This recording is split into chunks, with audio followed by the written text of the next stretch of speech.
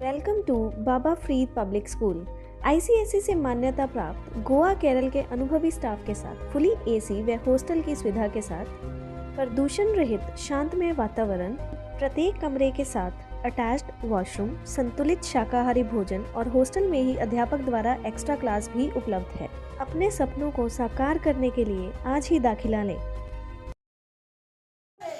नमस्कार, एक बड़ी खबर के साथ शुरुआत करेंगे जो कि सिरसा में सीआईए पुलिस ने एक बड़े गिरोह का पर्दाफाश किया है। दरअसल आयुर्वेदिक दवाइयां मंगवाने के बहाने पार्सल के जरिए अफीम की तस्करी की जा रही थी। सीआईए डबवाली को बड़ी कामयाबी लगी है, जहां पर 2 लाख रुपए की 1 किलो अफीम के साथ तस्कर को पुलिस ने काबू किया है। तो ये एक नया जो तरीका तस्करों के द्वारा खोजा गया है ताकि पुलिस को चकमा दिया जा सके। और जो तस्कर है वो पिछले करीब 1 साल से झारखंड के रांची से इसी तरीके से लगातार पार्सल मंगवाकर तस्करी कर रहा था, जिसमें पुलिस ने गुप्त सूचना के आधार पर ये छापेमारी की तो पुलिस भी हैरान हो गई।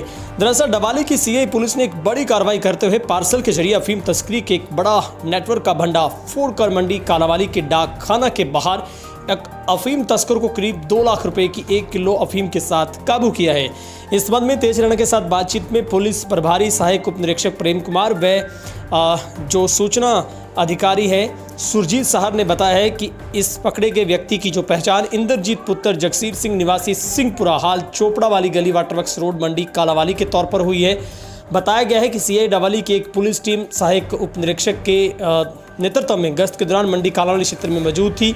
सीआईए डबवाली प्रभारी प्रेम कुमार ने बताया कि पुलिस पार्टी ने शक के आधार पर इंद्रजीत सिंह को काबू कर उसके हाथ में लिए पार्सल की तलाशी जब एक राजपत्रित अधिकारी के संज्ञान में लाने के बाद ली तो उसमें से 1 किलो करीब अफीम बरामद हुई है। सीआईए ने बताया है कि आरोपी इंद्रजीत सिंह से पूछताछ के बाद पता चला कि वो अक्सर आयुर्वेदिक दवाइयां मंगवाने के बहाने करीब 1 साल से पार्सल के जरिए स्पीड पोस्ट से रांची झारखंड से अफीम मंगवाता था। उन्होंने बताया कि पकड़े गए आरोपी के खिलाफ कालावाली थाना में मादक पदार्थ अधिनियम के तहत अभियोग दर्ज कर जांच शुरू की गई है। अदालत में पेश कर रिमांड हासिल लिया गया है। रिमांड अवधि के दौरान अफीम तस्करी से जुड़े अन्य लोगों के बारे में पुलिस जानकारी करेगी। सबसे महत्वपूर्ण बात है कि इस नेटवर्क में और कौन लोग जुड़े हैं, आखिर कौन कम्युनिकेटिव वो व्यक्ति था जिसके साथ फ़ोन पर बात होती थी, वो आगे किसके संपर्क में था, किन किन लोगों को या फिर और किस किस पते पर इस आयुर्वेदिक दवाई के बहाने अफीम को भेजा जाता था। निश्चित तौर पर अब पुलिस इस तरीके के गढ़ को तोड़ने के लिए जब गहराई पर जा रही है तो कई बड़े बड़े खुलासे हो रहे हैं।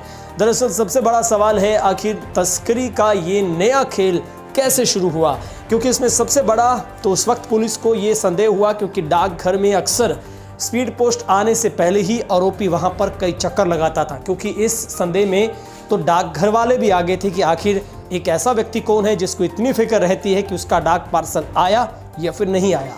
पिछले 1 साल से उसने कई ऐसे दर्जनों पार्सल मंगवाए जो कि आयुर्वेदिक दवाई का एड्रेस उसका ही मार्का ऊपर होता था, लेकिन अंदर होती थी अफीम। इसी अफीम को बंद करवाने के लिए सरकार प्रशासन लाख दावे करती है, लेकिन तस्कर पुलिस से आगे खड़े नजर आते हैं।